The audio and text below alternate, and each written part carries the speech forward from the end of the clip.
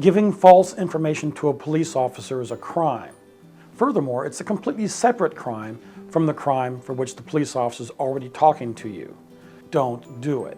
You have a right to remain silent. This is a perfect time for you to practice that. Tell the officer you're not going to answer any questions, you want to remain silent, and that you want to speak to your attorney. And then repeat that to any other officer that wants to talk to you about your case. So when you decide you want to talk with a police officer and discuss where you're coming from, what you're doing, why you're doing what you're doing, you're talking to a person who's remembering what you have to say. You're talking to a person who is paying attention, who will write down what you've said and will be discussing what you said with his supervisors at a later time.